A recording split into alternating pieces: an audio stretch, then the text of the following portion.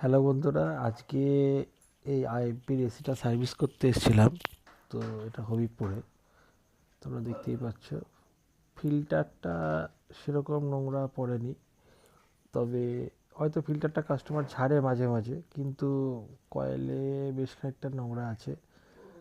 তো কাস্টমারকে 3 রকমের অপশান দেওয়া হয়েছিল: নর্মাল সার্ভিস, জেট সার্ভিস, আর যেটা আমার ক্ষেত্রে সবথেকে পছন্দের এবং এসির ক্ষেত্রে ভালো, সেটা হলো এই ফোম জেট সার্ভিস।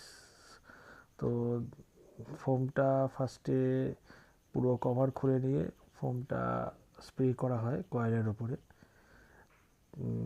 তো এটা স্প্রে করে মিনিট 1.5-2 রাখা হয়।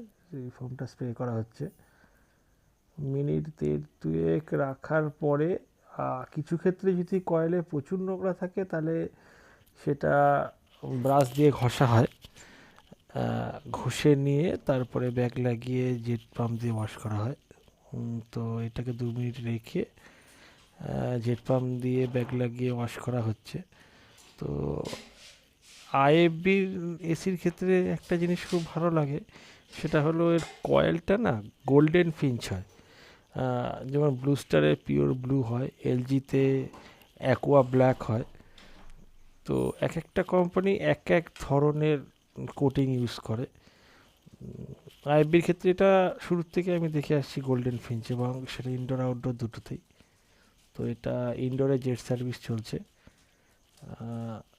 তবে কিছু টেকনিশিয়ান আছে যারা ব্যাক কয়েল একদমই সার্ভিস করে না। আমার ক্ষেত্রে ব্যাক কয়েল সার্ভিস করাটা মাস্ট, করতেই হয় ব্যাক কয়েল সার্ভিস, কারণ এতে কাস্টমারের জল পড়ার সমস্যাটা থাকে না ভবিষ্যতে। নাহলে ব্যাক কয়েল সার্ভিস না হলে জল পড়ে।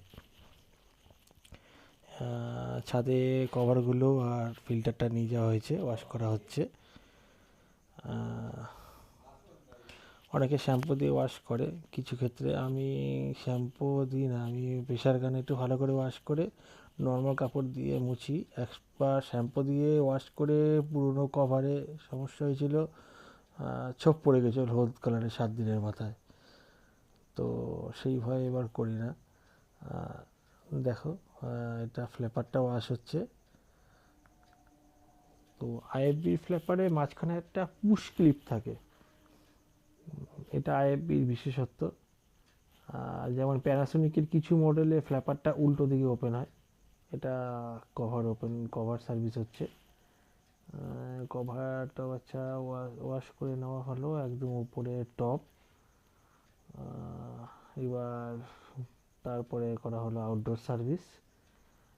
আউটডোরটা ছাদের এক পাশে লাগানো ছিল, এটা নিচে নেমেও সার্ভিস করা হয়েছে, ওটা তোমাদের দেখানো গেল না।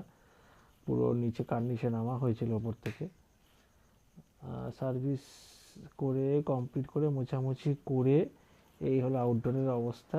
এখন ক্লিনিং করার পর পুরো ফুল ক্লিন। ফোম সার্ভিস করলে আউটডোরটা প্রপার ক্লিন হয় করাতে